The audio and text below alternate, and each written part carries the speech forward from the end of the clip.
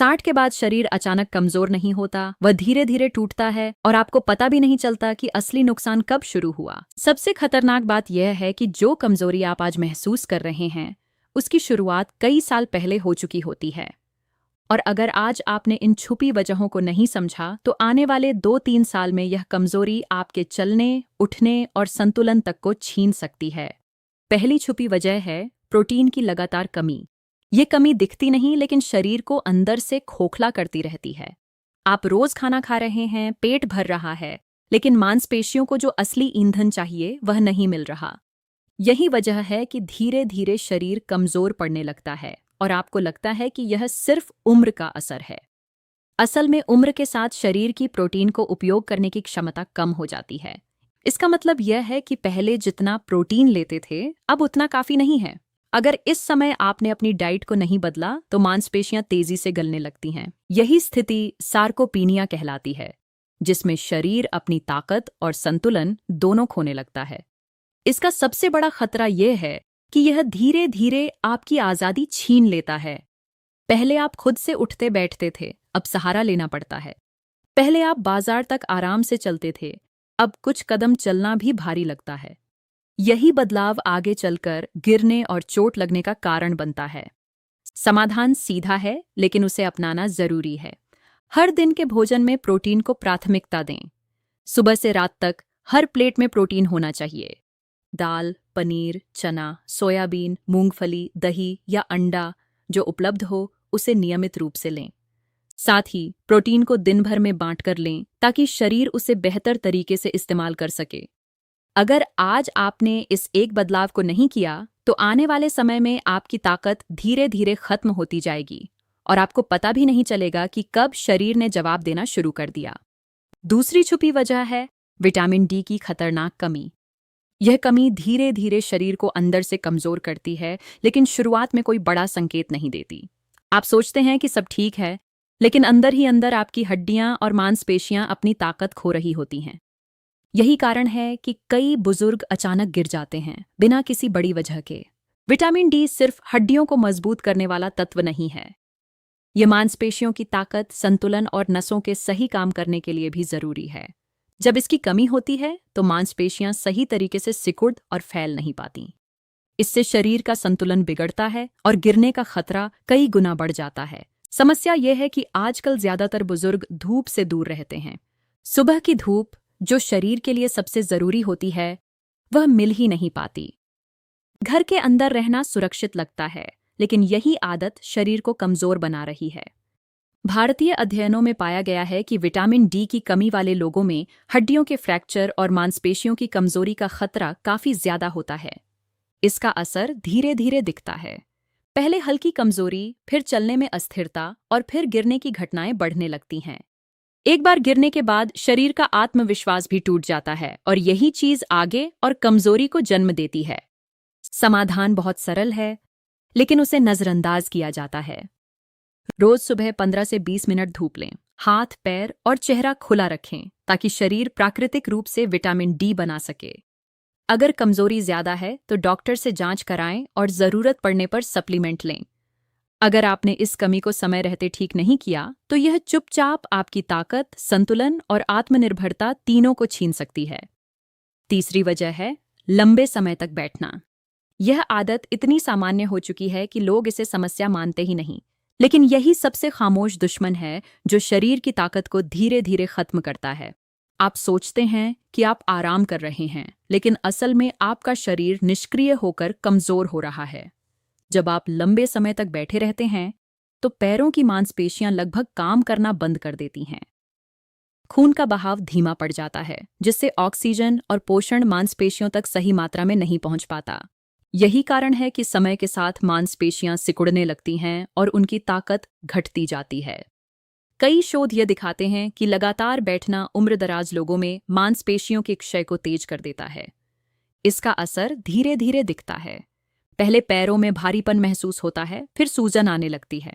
कुछ समय बाद चलने में अस्थिरता आती है और सीढ़ियां चढ़ना या लंबी दूरी चलना मुश्किल हो जाता है।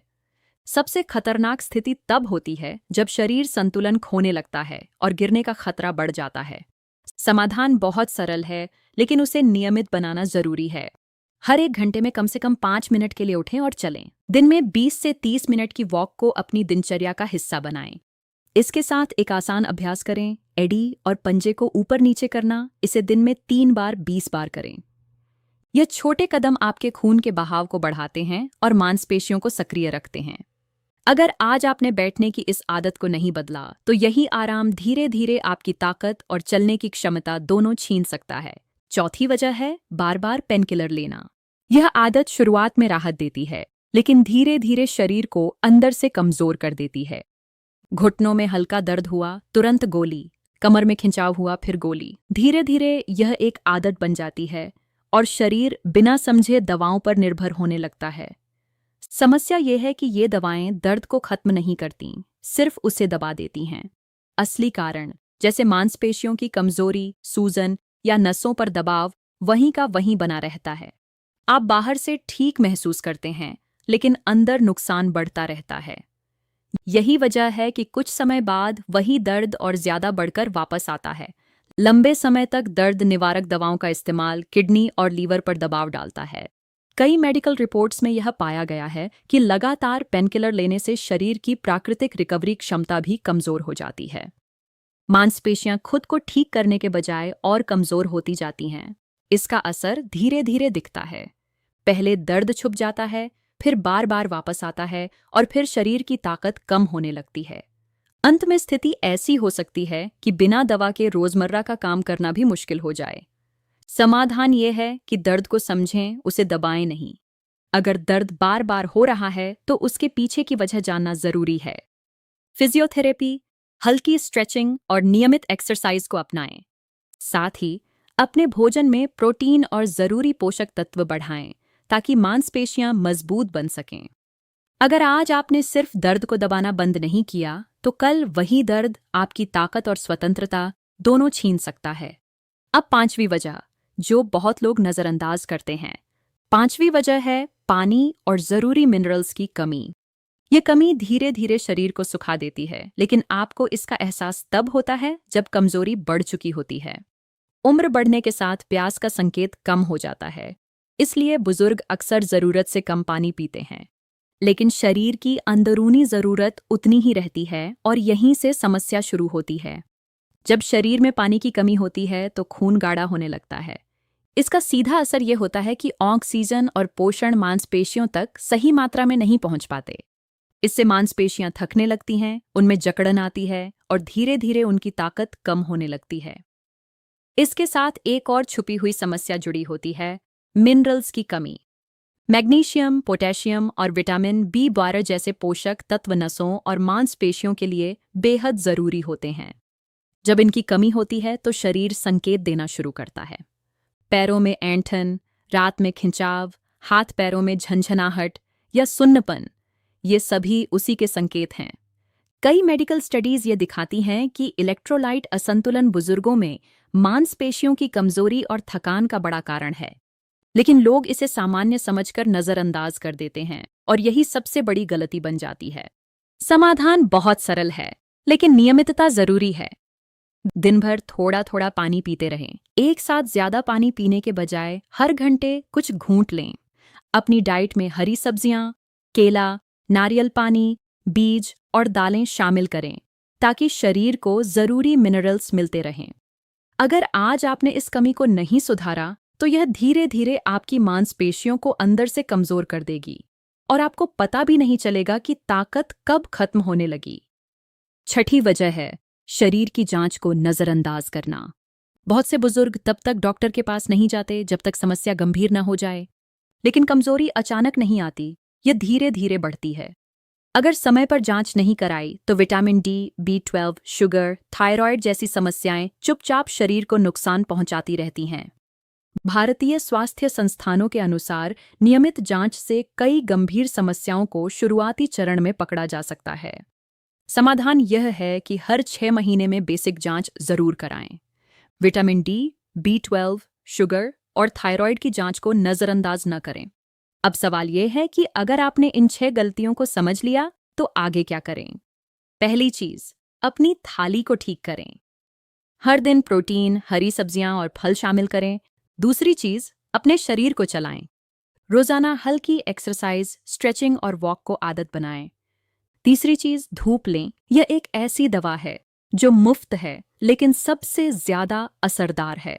चौथी चीज, पानी और मिनरल्स का ध्यान रखें। पांचवी चीज, दवाओं पर निर्भरता कम करें और असली कारण को समझें। छठी चीज, नियमित जांच को अपनी आदत बनाएं। लेकिन एक बात हमेशा याद रखें, कमजोरी आपकी उम्र की वजह से नहीं, आपकी आदतों की वजह से बढ़ती है। अगर आज आपने इन आदतों को नहीं बदला तो आने वाले समय में यह कमजोरी आपकी आजादी छीन सकती है। और सबसे डरावनी बात यह है कि जब तक आपको इसका एहसास होगा तब तक बहुत देर हो चुकी होगी। इसलिए आज ही फैसला लें अपने शरीर को मजबूत बनाने का, क्योंकि 60 के बाद असली लड़ाई शुरू होती है और जो इस लड़ाई को समझ गया वही उम्र को हराता है।